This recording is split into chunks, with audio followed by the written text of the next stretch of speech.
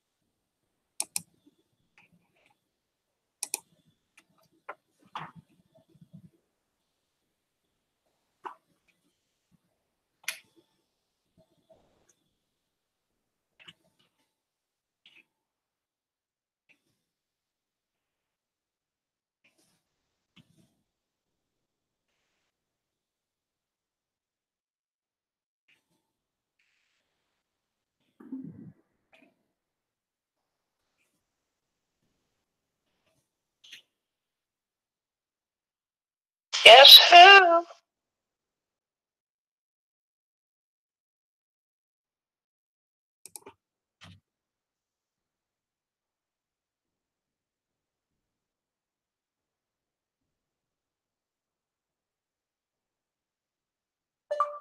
I just invited again.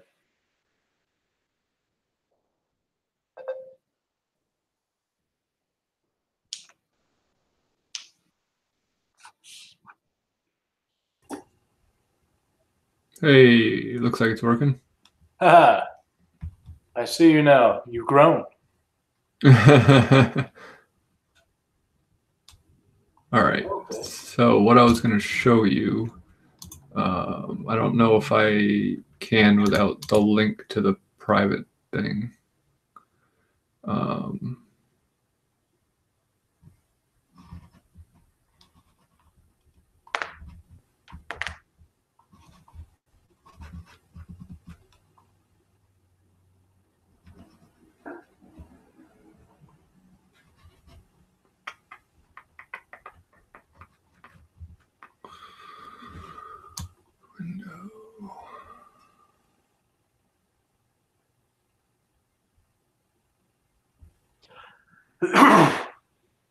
Excuse me.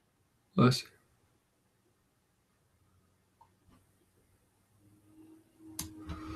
Huh.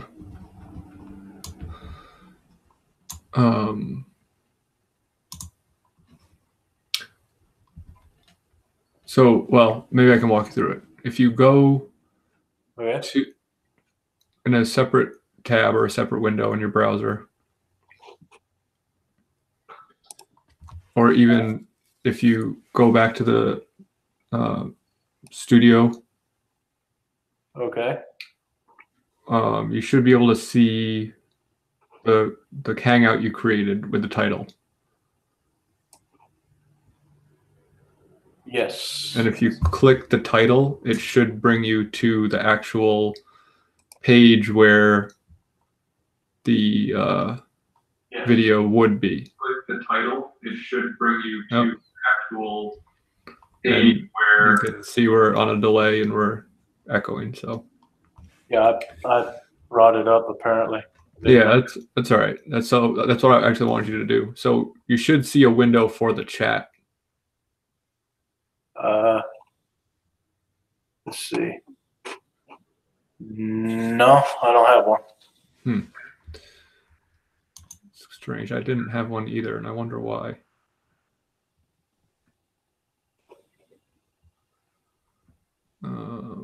Because you should be able to pop out the chat into a separate window, so you can close the actual video. Because in Google Hangouts you can't see the chat for the video. You can't see the chat in Google Hangouts. Right. So you have to have a separate. So you can't see the YouTube chat in Google Hangouts. You only see, because it's a separate window.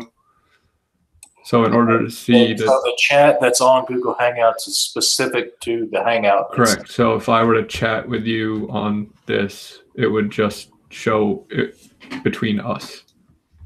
Oh, there we go. That's a little small, much easier to work with. Okay. So what I'm needing to do is find the what now on this video? So if, let's say you were on someone else's video, normally there's like a chat on the side. Is that not showing up? Let me see. No, not when I click on the name of the video. I don't know. Maybe because it's private, there's no chat. That may be it. Do we have to end it to make it public, or can I change that? And if you make it public, then anyone can start watching. Which, if you're fine with, that's fine.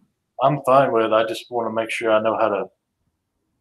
If that's the only way we can figure out how to look at the chat, then yeah, well, I guess we better. So let's see. Unless.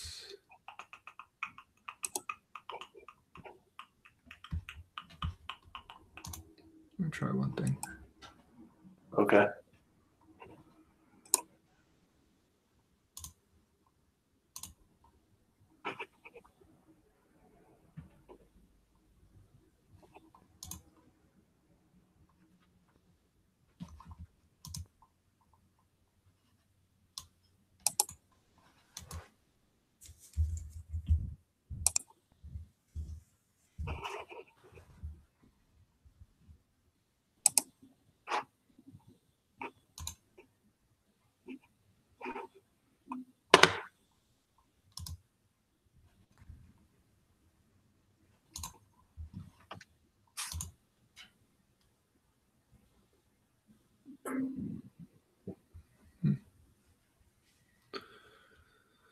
That didn't work. Okay, never mind. I don't see how to go from private to public on here. You reckon we need to stop the broadcast and then do it again? It is possible if you are on the studio page, it doesn't. I am now on this. If you click on the edit portion. Oh yeah. Okay, let's see. Okay, I'm back on it. Edit. Can you flip that now, or is it stuck? I'm on the edit now. See private, and it let me go to public. Do I mash publish to finalize it? Yeah, I think so. Let's see if I can. Okay, I'll mash public. I guess we can find out here in a second. Let you know, because I can search for you and see it myself.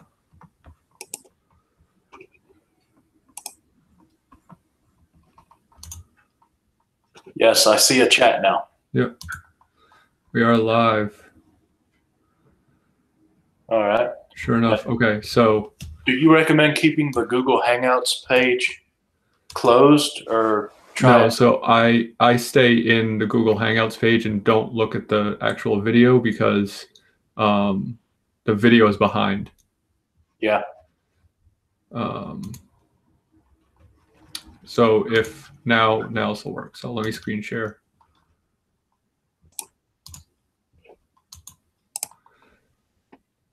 Okay. All right. So from here on the chat, if you hit the three little buttons and say pop out chat, it'll have this little window so you can close this big thing and just be able to see the chat in a separate window. Okay. Let me try that then. Oh, that disappeared when I opened that second window. Hold on. Let me, yeah. You saw where I went for that, right? Yeah, the little three buttons. Say pop out chat, and it'll just remove the chat into a different window.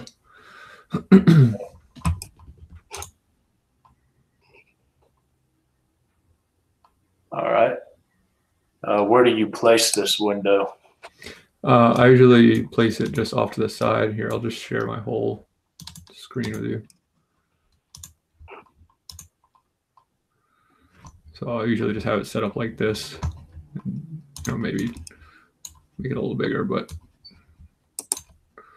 then you can say like, hello.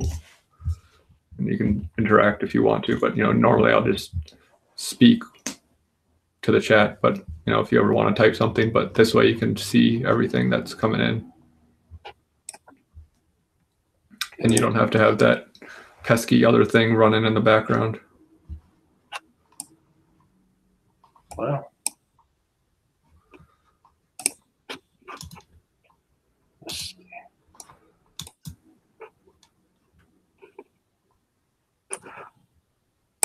Ah, okay. I just figured out how to smush it.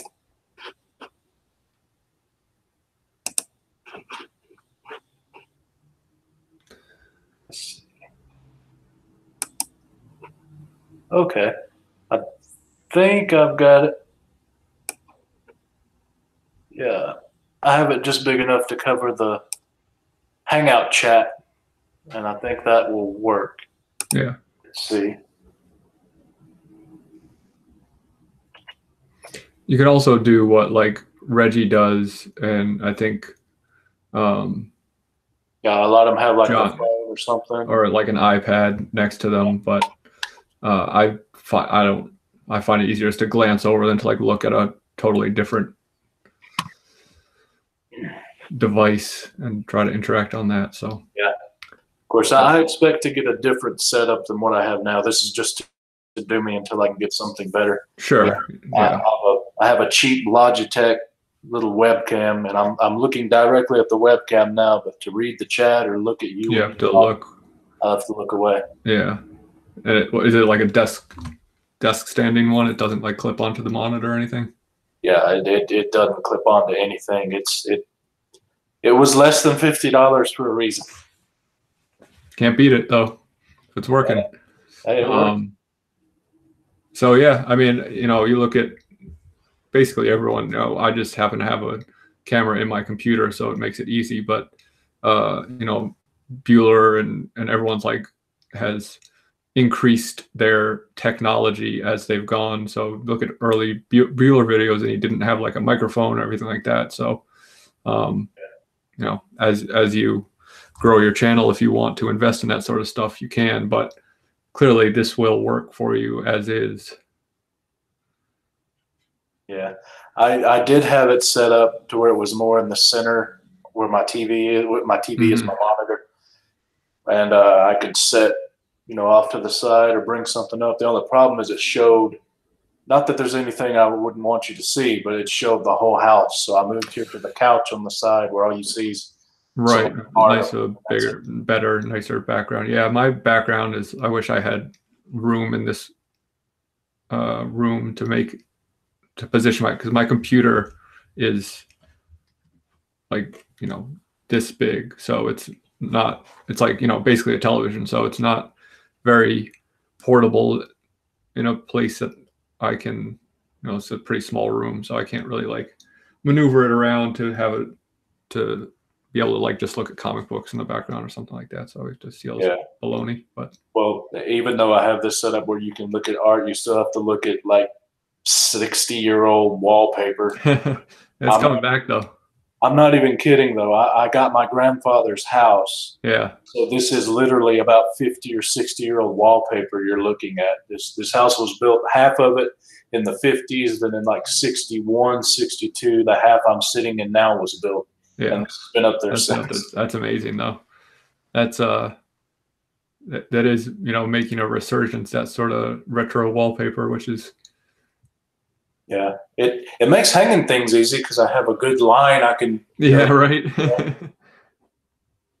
Very cool. Okay, so this is live chatting then, huh? Yep. Once you actually put a title and put some tags on there, and I know you don't do Instagram, but I will usually, like if I'm if I'm doing like an impromptu thing, I usually don't put it on Instagram, but otherwise, like I'll put it like all of our book club stuff, I'll put a few days in advance just to give everyone a heads up. But yeah. Well, I've been wanting to do it because watching all of you makes me want to, because I have some stuff in here that's, knocking around too, that I want to get out. So I figured this is a great way to do it. Plus, like I said, I failed typing. I do this number right here. Yeah. So it's much easier to chat instead of having. Yeah, absolutely. And I'm so slow at typing anyway. So. Yeah, I think, that's kind of how we all got into it. Reggie and Donatos were two of the people who really, watching them made me say like, okay, I want to try to do this too. So I think, that we've all inspired each other to kind of do it together. So it's really cool. And you're in Massachusetts, right? Yes. Yeah. The reason why I asked you instead of one of the other guys on the coast or something, is because I knew you were close enough to my time zone. You're only 1 hour off. Yeah, right. Wouldn't mess things up too much. Yeah, that's one thing I don't like is having to figure out, okay, now if they say it's at 4, that means it's. Yeah, I know. And that, I really kind of bit myself in the butt by deciding to do book club with John because, we're on opposite coasts. So that's why we have to do it at 11 because that's still 8 his time. So it's still, not early in the evening. But if we did any earlier, it'd be right in his dinner time and trying to get the kids ready. And yeah. Well, right now I work second shift and I've been out for medical reasons a little while. And then now we have the vacation for Christmas. Yeah. 2 years. So when I go back, I'm going to miss everything just about it. Because that's when everyone's going live is right when you're at work. Yeah. I go in about 3 o'clock and we get off work at 11. Yeah. And of course that's 4 and midnight your time. Right. And hopefully I can switch to third shift. I actually prefer that over second, in which case I'll just be able to decide, do I want to be awake in the morning or in the evening? Yeah. Yeah, I worked third shift for a while, years and years ago, and it was hard to come back from that, to like get back onto a normal schedule. Yeah. Of course, the best thing would be, having a normal day schedule, but I raise cattle and I have to be out during the day to do with all that. So it helps being on third or second. That way I at least have a morning or an evening I can devote outside. So you raise cattle separately from that's not your job. That is what else you do.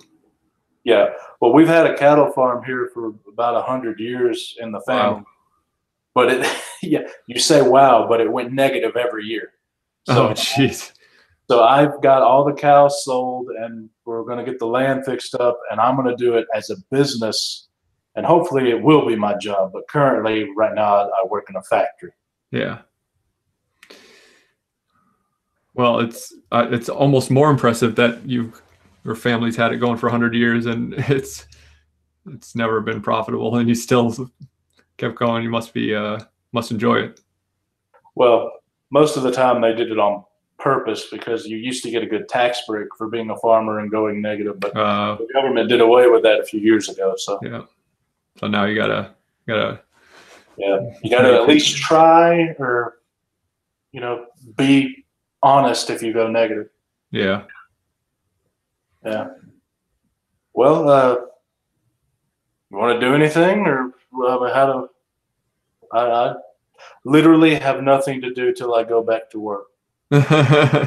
Literally. I was thinking about maybe doing something tonight. We do have the big New Year's live stream tomorrow, so I don't know how long I want to go tonight, but my wife's out of town visiting a friend for New Year's, so I'm kind of just on my own. I do need to eat some dinner, but maybe after I might jump on and do like just one of my like random let's chat things. So if you want to jump in on that, I'll let you know if that's going to go down. Yeah, sure. Just shoot me a text if you're going to. And yeah, I'd be happy to. I got no one's watching this right now, so I'm okay saying it. I got my Hoke 181 back graded, and I was off by a lot. Really? In the good or go ahead? In the good or bad direction? Bad direction, but oh, no. I'm still good with the price I paid. But Yeah. I think I got so excited. That used to be in 2006. It was in my collection, and then I sold it for $50 profit. But I've been kicking myself ever since. So I was so excited to get it back. I think I overlooked some things after looking at the grader's notes. Yeah, that. Is it Blue Label at least? Oh yeah, I made sure of that. It's I got it right here. Yeah. Nice. Hey man, I'd kill for a 3.5 for that book. Yeah, with grading fees and everything, I've got 1,700 in it, and if I sold it today, I could get between 18 and $2,000. Yeah, I was gonna say you're still so good on that for sure. So I'm still happy with it. And of course, as soon as something happens in a movie, it'll probably double. Yeah, for sure. I mean, that book's not going anywhere, without a doubt. Yeah. I only have 3 that I'm wanting to try and get next year. It's another copy of that, Nyx, or I say Nyx because it's like Snicks, but NYX3 and First Sabretooth is what I'm looking to get. Yeah, First Sabretooth's on my list. I don't know. Were you watching? Yeah, I watched. Yeah, I thought so. So that's on my list. I do have a. Oh, it's over there. I have a 9.0 NYX3 Discovery Bay Comics just joined. What's up, buddy? Oh yeah, I told you found us. Yeah. Hide. We're just testing out Big Will's stream here, showing them the ropes a little bit. But thanks for stopping by and saying hi. You can hang out. I'm not trying to kick you away or anything. Yeah. I bought that whole series off the shelf, luckily, because that's one of those books that's just like meteoric rise. Yeah. What's up? Just editing video. You're editing a video, Discovery Bay? You don't look happy about it. Is anyone really excited and happy about editing a video? I kind of enjoy it a little bit. Well, yeah, that's because you're good at it. The rest of us suck.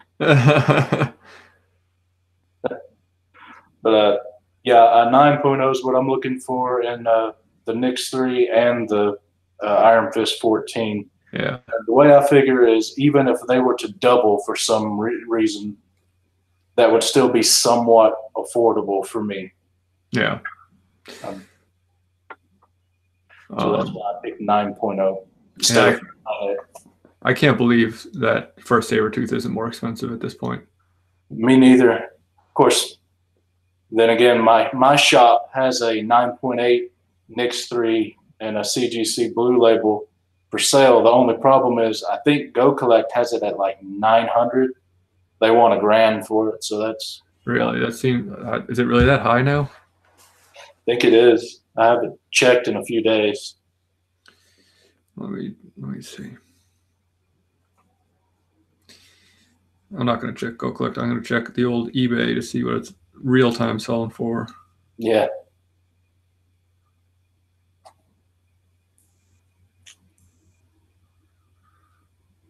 I also, you saw me on one of the auctions with you one time. I tried that out for the first time ever. That was fun. Yeah. I wasn't able to get anything, but I put, I think, $7 towards the Hero Initiative thing, just help out a little bit. Yeah, I won 2 books from there, as you probably saw, and yeah, I donated a few bucks as well on top of that because it's a good cause. Yeah, one just sold yesterday for $979.99 plus $20 shipping. So yeah, $9.99. Man. Yeah, I'm definitely going 9.0 on that instead of 9. I guess it is sitting at around $1,000. That is bonkers. What is? Well, there's talk that they might decide to try and go with her before actually doing the for real Wolverine in Marvel movies. I think I heard that, and I would be okay with that. I like them both. She's a cool character. I think.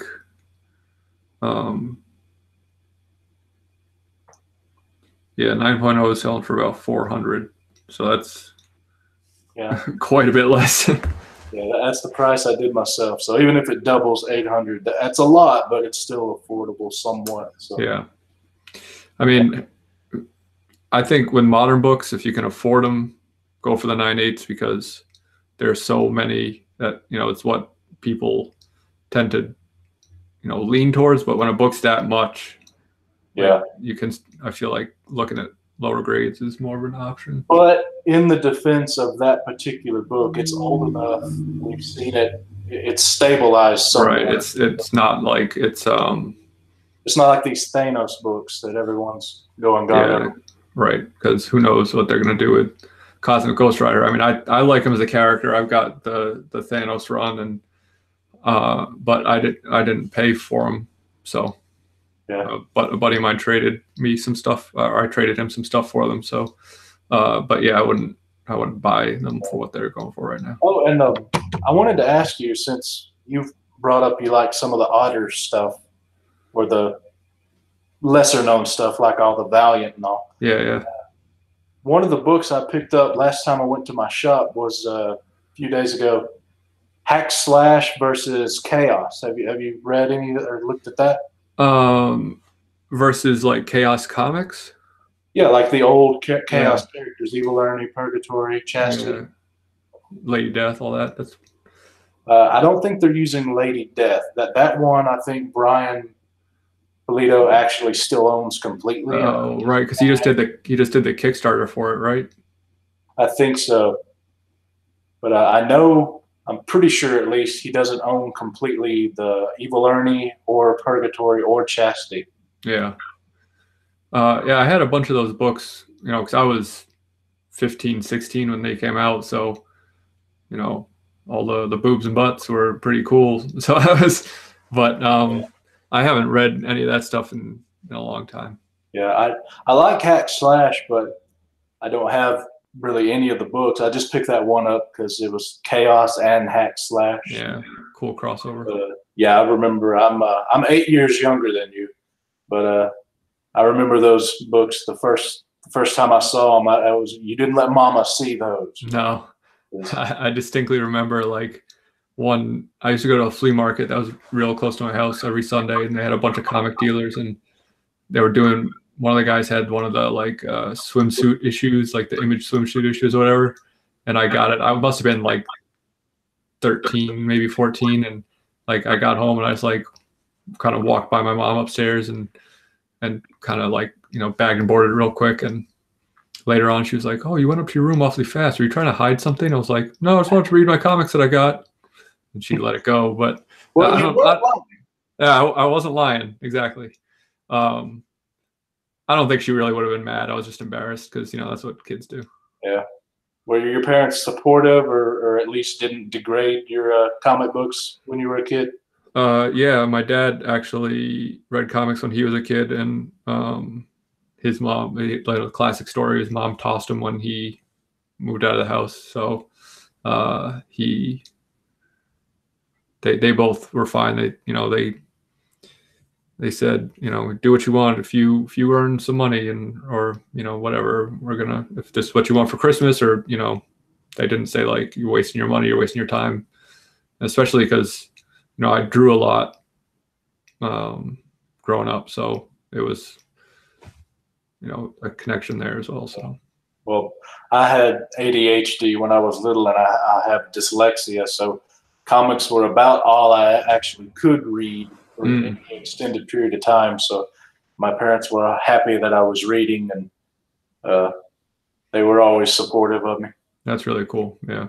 I hate to hear these stories about people who, their parents like tell them it's like nonsense, or, even like Thanatos when he's talking about how his ex-wife said like, hated the hobby and didn't want him to read comics or buy comics. And yeah, it's just a bummer because like if you're passionate about something, even if you're younger, and let's say you lose interest in it in 5 years, whatever, you're passionate about it at the moment, you should support your kids and let them figure out what they love and what they, who they are themselves. But so I feel lucky. I have great parents.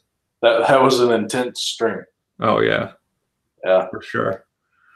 but I think a lot of people connected to it. I was talking to him quite a bit afterwards about it, and he was like, "Oh, I don't think I'm going to go back and watch it." And I was like, "Well, I understand that, and you probably wouldn't see it the same way we all saw it, but clearly judging by the chat and how people were reacting, I think people really appreciated, where it was coming from, and it was really impressive to see how supportive.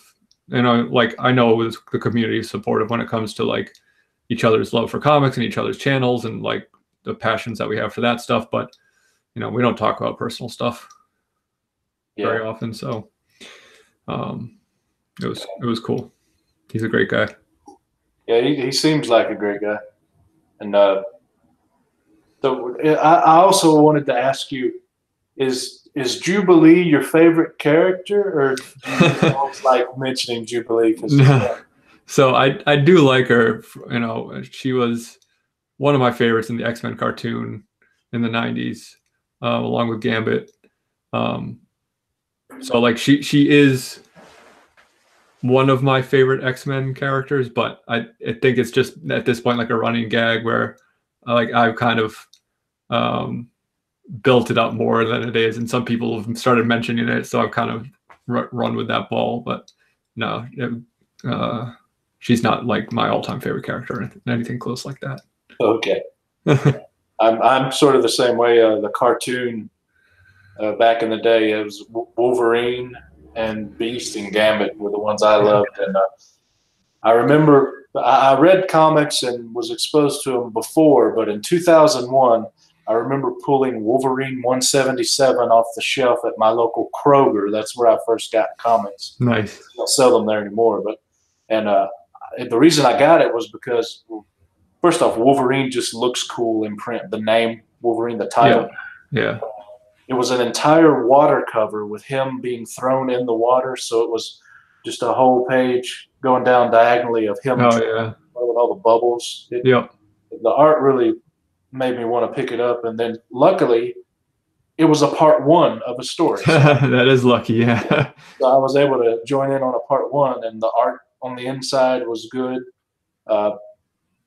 Anyway, that was my first real Wolverine comic. And since I got that one, I went and bought, I used to have the limited series 1 through 189 of his first run, the entire run of the second series. And wow. When I got sick, I had to sell all that, sadly. And that's terrible. I'm just buying the keys of those things back now. Yeah. Started with the first appearance. Yeah, it's the important one. Yeah, it's a bummer to hear. But, I've been thinking lately how much I enjoy hunting down books and how much I enjoy like purchasing stuff. And like, it doesn't make sense just to sell stuff to rebuy it. But like, if I ever sell something and decide or regret it or, give something away or whatever and decide, oh, I wish I had that again, like I'm kind of happy to go find it the second time. Yeah, I'm a little bit different in that. I don't know if I would probably still have all my Wolverine stuff if I hadn't had to sell it. But yeah, I'm in it for the money, and I'm also in it because I love the characters and the stories. I love buying trades and just reading, but I like having a book, enjoying the book, selling the book to get another book to enjoy, and not having to just keep buying and keep buying. I have sort of a circle of money going, so I don't spend it all. You know what I'm saying?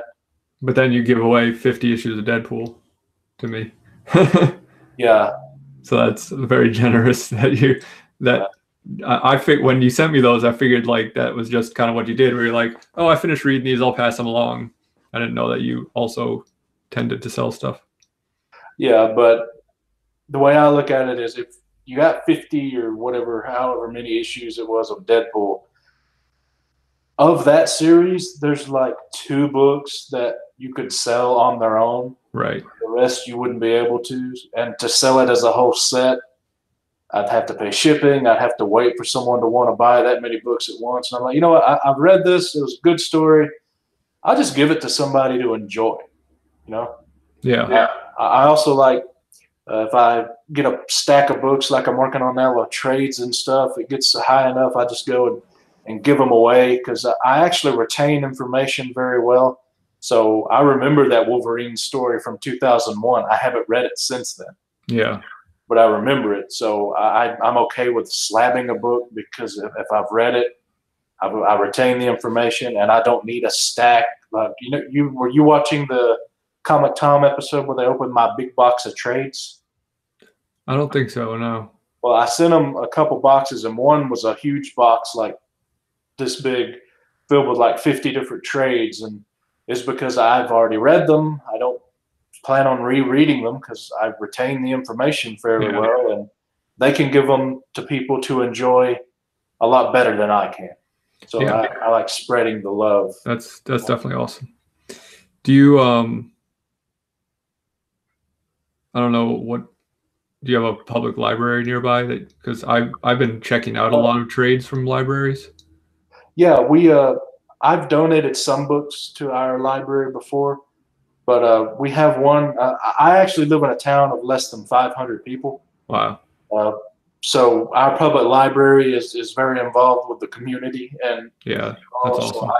We sometimes work closely with them. I haven't in a few years, but they love when people can work with them. And there's a huge church that has a what do you call it? Child care service right next door. They have people that come and do books, and they have recovery services like alcoholics and stuff. Oh yeah. They come in and they can get stuff and read, self-help books or whatever they need. So it's an active library, even though we're a very small town. Yeah. Luckily, I feel very fortunate where I live that the libraries are all connected, and there's a ton of them because Massachusetts is super populated. So I can go to my local library and say I'm looking for this trade, and they may not have it, but they can get it from a different one in their same group of libraries, and so it makes reading trades much more affordable for me because I don't have to buy every one that I want to buy or read. When I was in high school, I didn't quite get it, but I almost managed to talk our librarian because I had a free period where we were kind of like trainee librarians. We handled the mail for all the teachers and fixed the books and did the Dewey Decimal System for all of them. And I almost convinced them to start accepting comic books because I told him, at that time the code was still strong, the comics code. Yeah. They were still sending them, and I was like, you don't have to worry about seeing a bunch of boobs or something like because the girl that was with me in that class, there was just two of us in the class. She read a lot of manga, and there was no rating system for those. And some of them, it's like, hello. Yeah, right. Yeah, you never know. Yeah, so I almost managed to getting to open it up to have those to be checked out, but ultimately it didn't work. And looking back, having single issues, that probably wouldn't have done well in a library. But trades, however. Yeah, single issues I would assume, get trashed pretty quickly because they don't make them very durable. Or stolen. Or stolen, yeah. And then you'd have to put some sort of barcode on them and. Yeah. So for the most part, I just give away to things. I love basically whenever I'm reading a book out in wherever I am, if there's any area or any kid nearby, when I'm done reading the book, I just give it to them. That's awesome. Because, most kids they love the movies, but they've never even seen a comic, let alone actually read one. The majority of children, especially around here in the Deep South. So I love letting them actually see this is how Spider-Man's supposed to be. This is where he comes from. Yeah. That's really cool, man. Well, it ain't nothing to me. I'm decluttering the house. Yeah. Yeah, but especially comic fans, I wouldn't say I'm a hoarder in my life, but when it comes to comics, a lot of us are kind of we cherish our books, and even ones I have books that I flipped through my collection. I'm like, why do I have this? I don't care about this book, but it's a key or whatever theoretically, but hence the reason of the cut. Yeah, exactly. It's the reason for the cut. Yeah. I made the mistake of accidentally. Well, it wasn't an accident. I literally spent all my money. literally when I was a young adult and just out of high school, my parents' checking account was connected to mine, so my mom and dad could view my account. Yeah.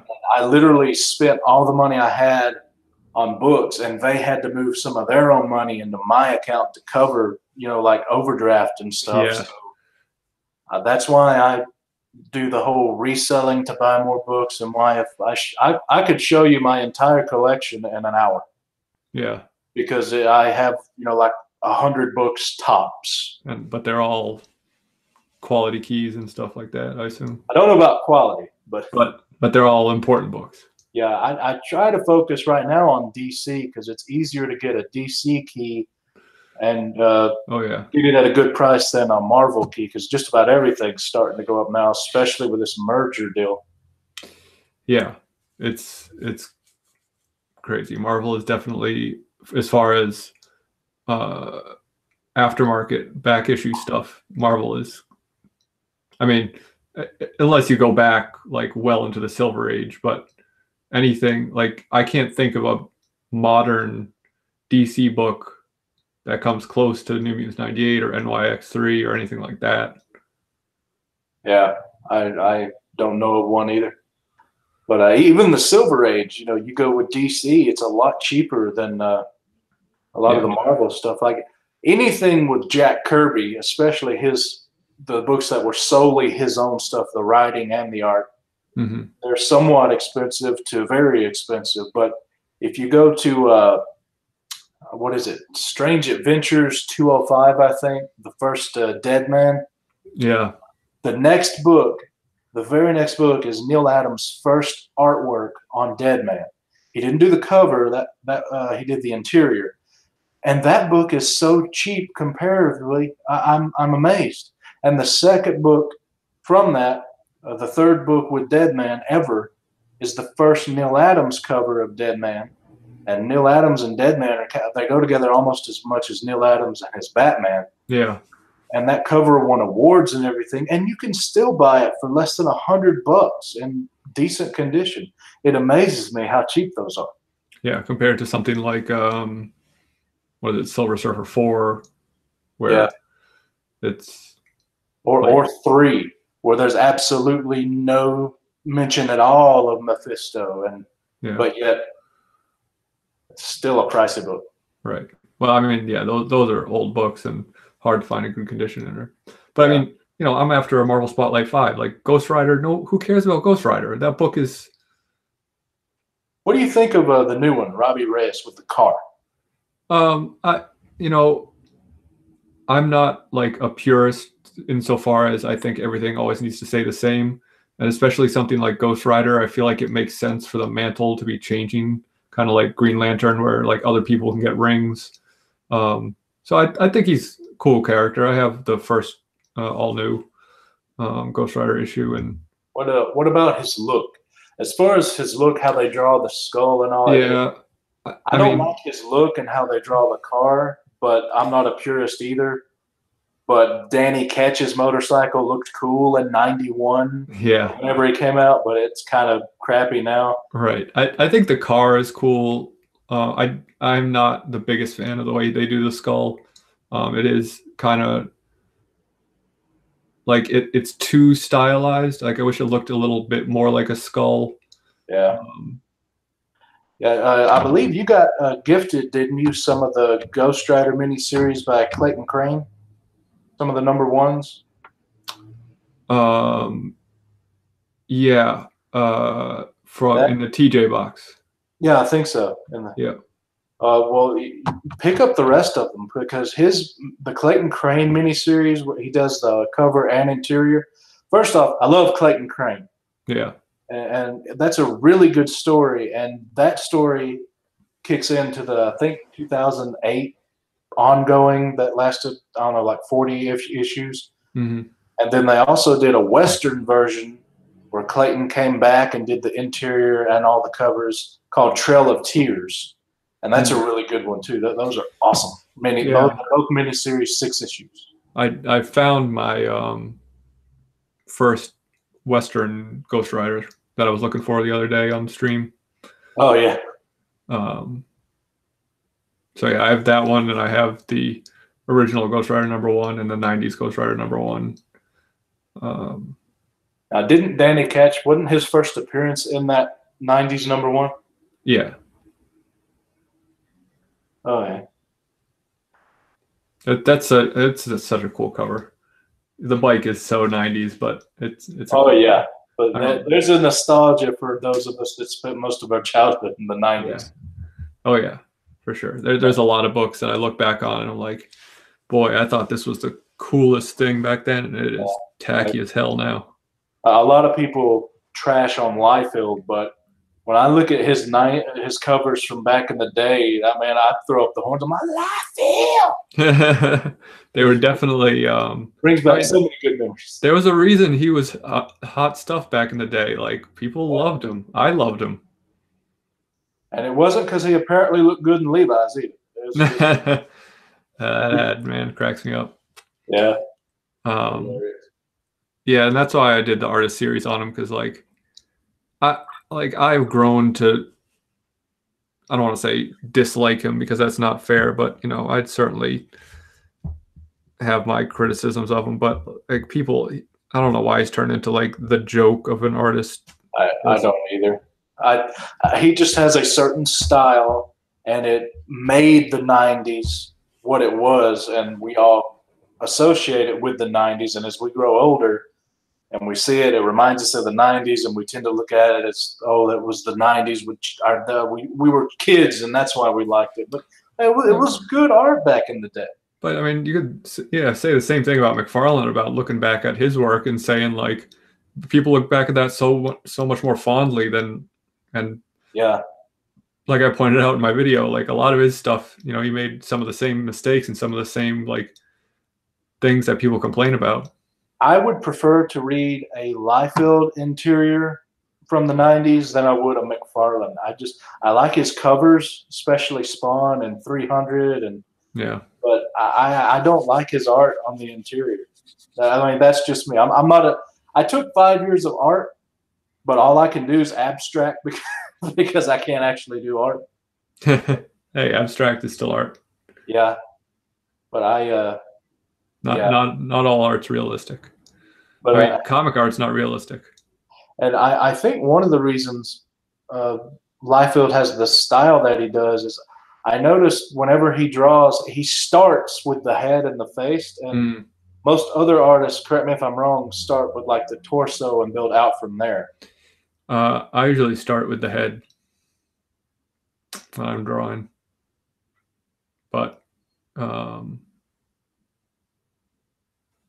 I don't know. I think it makes sense to kind of start with the shoulders as well. Like, I've seen people do that, and would it make more? Do you think it's easier to control proper lengths and proportions when you start from like a center mass, like the torso, and go out, or that versus the head and then going down, or is it just a matter of? Yeah, for me, it's like, I don't know. I've always had trouble like drawing a body and then putting a head on top of it to make it, and making the head look like it's attached correctly. Whereas if I start with the head and draw the neck, and like I can kind of clay form the thing downwards. But I mean, I don't know. I'm no professional, so probably not doing it right. Well, I would have to draw it abstract if I did something. So you do better than me already. Well, I suppose you're getting hungry, aren't you? You said you hadn't eaten yet? Yeah, it's about 6:45, so I should probably do something for dinner. I don't know what I'm going to do, though. Now, how that's one thing I wanted to ask, is when you end a broadcast, there's the option here at the bottom to end the broadcast, and then there's the option up here at the top to leave the call. Right. So if you end the broadcast, which if you do that, it'll just stop streaming, but we'll still be in a chat together, so we can like still. So I could do it right now, and our conversation won't miss a beat.